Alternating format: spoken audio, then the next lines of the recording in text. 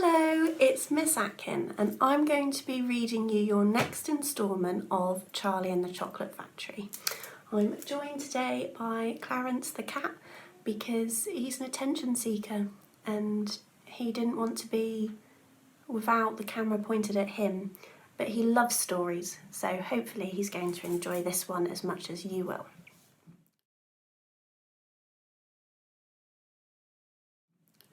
Chapter 2, Mr. Willy Wonka's Factory.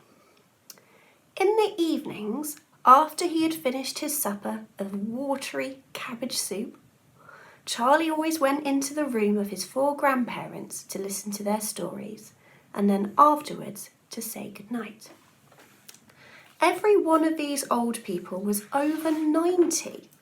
They were as shriveled as prunes and as bony as skeletons, and throughout the day, until Charlie made his appearance, they lay huddled in their one bed, 2 at either end, with nightcaps on to keep their heads warm, dozing the time away with nothing to do. But as soon as they heard the door opening and heard Charlie's voice saying, "Good evening, Grandpa Joe. Good evening, Grandma Josephine, and Grandpa George and Grandma Georgina," then all 4 of them would suddenly sit up and their old wrinkled faces would light up with smiles of pleasure and the talking would begin. For they loved this little boy. He was the only bright thing in their lives, and his evening visits were something that they looked forward to all day long. Often, Charlie's mother and father would come in as well and stand by the door listening to the stories that the old people told, and thus, for perhaps half an hour every night, this room would become a happy place, and the whole family would forget that it was hungry and poor. One evening when Charlie went in to see his grandparents, he said to them, "Is it really true that Wonka's Chocolate Factory is the biggest in the world?" "True?" cried all 4 of them at once. "Of course it's true. Good heavens, didn't you know that? It's about 50 times as big as any other." "And is Mr. Willy Wonka really the cleverest chocolate maker in the world?"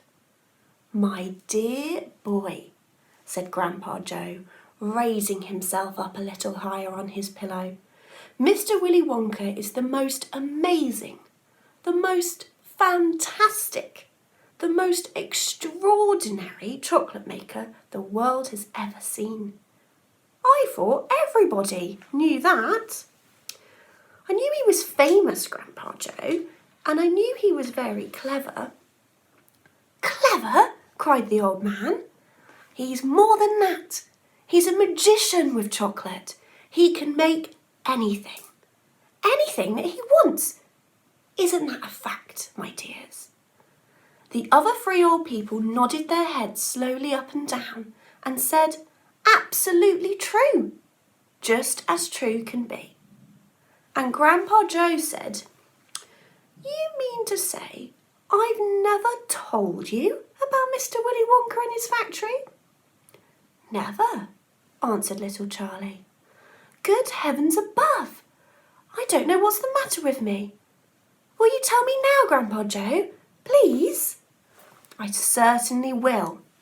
Sit down beside me on the bed and listen carefully." Grandpa Joe was the oldest of the 4 grandparents. He was 96 and a half, and that is just about as old as anybody can be.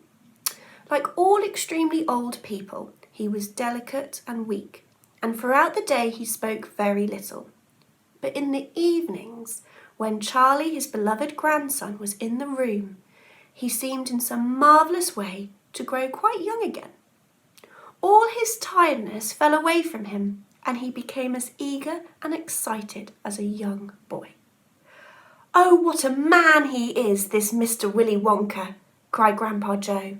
"Did you know, for example, that he has himself invented more than 200 new kinds of chocolate bars, each with a different centre, each far sweeter, far creamier and more delicious than anything the other chocolate factories can make.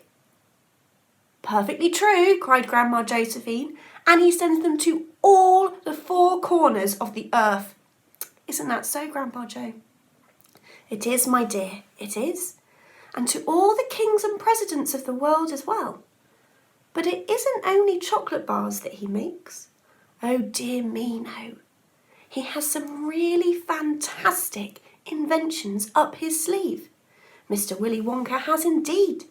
Did you know that he's invented a way of making chocolate ice cream so that it stays cold for hours and hours without being in the refrigerator?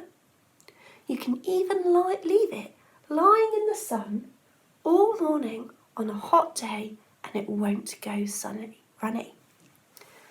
But that's impossible, said little Charlie, staring at his grandfather. Of course it's impossible, cried Grandpa Joe. It's completely absurd. But Mr. Willy Wonka has done it. Quite right, the others agreed, nodding their heads. Mr. Wonka has done it. And then again, Grandpa Joe went on speaking very slowly now, so that Charlie wouldn't miss a word.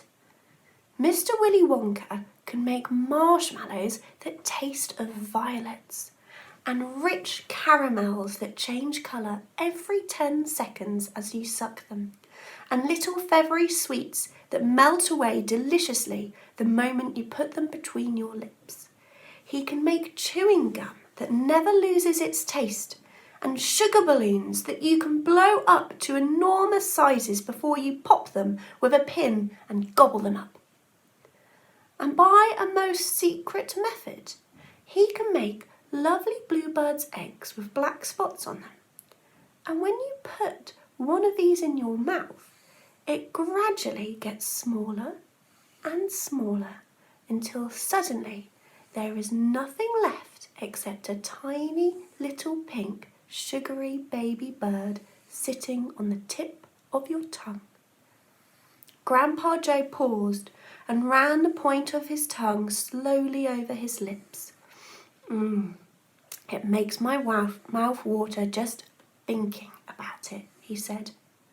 Mine too, said little Charlie, but please go on. While they were talking, Mr. and Mrs. Bucket, Charlie's mother and father, had come quietly into the room, and now both were standing just inside the door, listening. Tell Charlie about that crazy Indian prince, said Grandma Josephine. He'd like to hear that. You mean Prince Pondicherry, said Grandpa Joe, and he began chuckling with laughter. Completely dotty, said Grandpa George. But very rich, said Grandma Georgina. What did he do? Asked Charlie eagerly. Listen, said Grandpa Joe, and I'll tell you.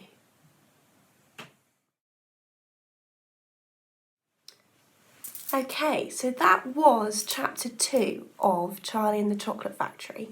And yesterday, Miss Keedwell gave you all a task to do linked to the story. So she asked you to get a bag together and to put different objects in that were making you think of the story. In the chapter that we've just listened to today, they're talking about the amazing inventions that Willy Wonka has come up with. And what I'd like you to do is to come up with an amazing invention of your own. So it doesn't have to be to do with sweets. It could be an invention where you make a hologram of yourself so that you can pop up and then you can visit all of your friends that you want to be visiting right now, but safely.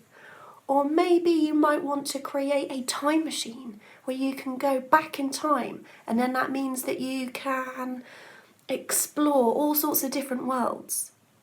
Or maybe you want to make yourself a robot cat that doesn't snore as loudly as Clarence. So enjoy creating your inventions and tune in again tomorrow, same time, so that you can hear the next instalment of Charlie and the Chocolate Factory. Bye-bye. Say goodbye, Clarence. Say goodbye.